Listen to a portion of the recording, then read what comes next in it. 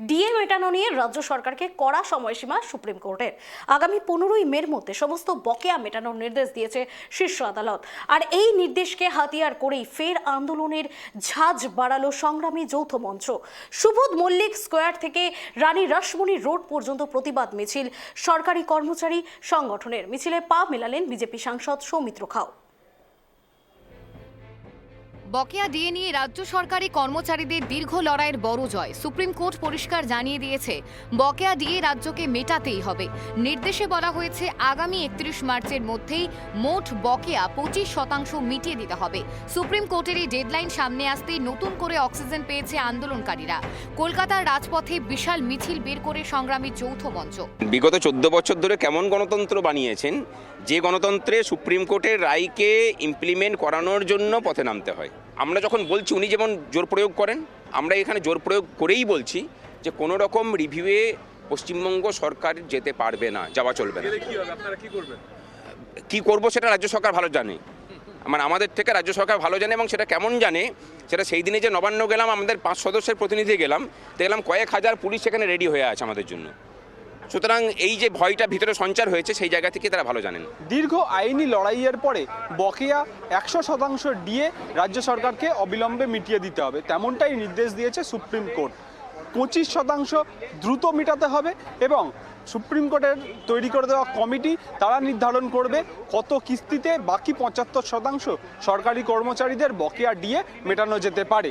সেই বিষয় নিয়ে ইতিমধ্যেই মুখ্যমন্ত্রী মমতা বন্দ্যোপাধ্যায় সুপ্রিম কোর্টের যে নির্দেশ, সেই নির্দেশের পরিপ্রেক্ষিতে মুখ্য সচিবের নেতৃত্বে আরও একটি কমিটি গঠন করেছে। সুপ্রিম কোর্টের যে নির্দেশ সেটা তারা অবিলম্বে খতিয়ে দেখবে এবং পরামর্শ দেবে রাজ্য সরকারকে তারা কিভাবে এই পরিস্থিতিতে কাজ করবে, বা তারা কিভাবে বকেয়া ডিএ মেটাবে, নাকি তারা সুপ্রিম কোর্টের নির্দেশকে চ্যালেঞ্জ করে আবার সুপ্রিম কোর্টে রিভিউ পিটিশন দায়ের করবে, সেই নিয়ে তারা কিন্তু পর্যবেক্ষণ করছেন। অন্যদিকে রাজ্য সরকারকে এই নির্দেশ, সুপ্রিম কোর্টের এই নির্দেশ মান্যতা দেওয়াতে আবারও পথে নামলো সংগ্রামী যৌথ মঞ্চ। আজকে তারা সুবোধ মল্লিক স্কোয়ার থেকে রানী রাসমণি রোড পর্যন্ত তারা মিছিল করছে। তাদের মিছিলের মূল বক্তব্য যে সুপ্রিম কোর্টের নির্দেশ, সেই সুপ্রিম কোর্টের নির্দেশকে অবিলম্বে রাজ্য সরকারকে মান্যতা দিয়ে এবং তাদের যে বকেয়া যে ডিএ সেটা কিন্তু মিটিয়ে দিতে হবে। আমরা সরাসরি একটু কথা বলে নেওয়ার চেষ্টা করব। এখানে প্রচুর সংগ্রামী যৌথ মঞ্চের যারা সদস্যরা রয়েছেন। দিদি, আপনাদের আবারও কেন পথে নামতে হচ্ছে? সুপ্রিম কোর্টের তো নির্দেশ রয়েছে, আবার কেন নামতে হচ্ছে তাহলে পথে?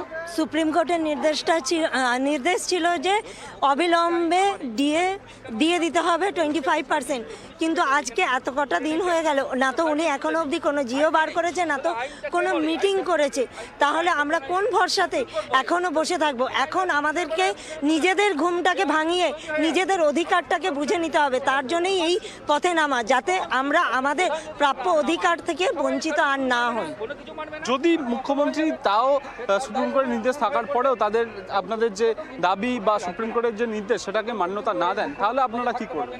আমরা পথের আন্দোলনে আছি, পথের আন্দোলনে থাকবো, তার সাথে হচ্ছে আমাদের আইনি লড়াইও চলবে।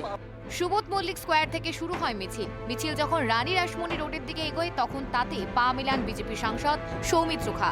কর্মচারীদের এই ন্যায্য লড়াই রাজনৈতিক সংহতি জানিয়ে রাজ্য সরকারকেই তীব্র আক্রমণ শানান তিনি। আমি আর কিছু বলবো না। আজকে ভাস্কর বাবুরা নেতৃত্ব দিচ্ছেন, ওনাদের সাথে মিছিলে পা মেলাতে এসেছে, আর কিছু না। এই লড়াই পশ্চিমবঙ্গের প্রত্যেকটা যুবকের থাকা উচিত, প্রত্যেকটা মানুষের থাকা উচিত। আমি একজন যুবক হিসেবে ওনাদের সাথে এসেছি, আর কিছু বলবো না।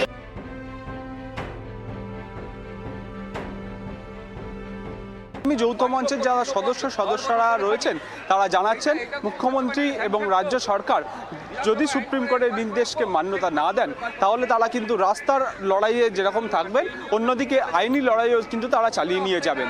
ক্যামেরায় স্বপন রায়ের সঙ্গে অভ্রদীপ দাসের রিপোর্ট, কেটিভি বাংলা, কলকাতা।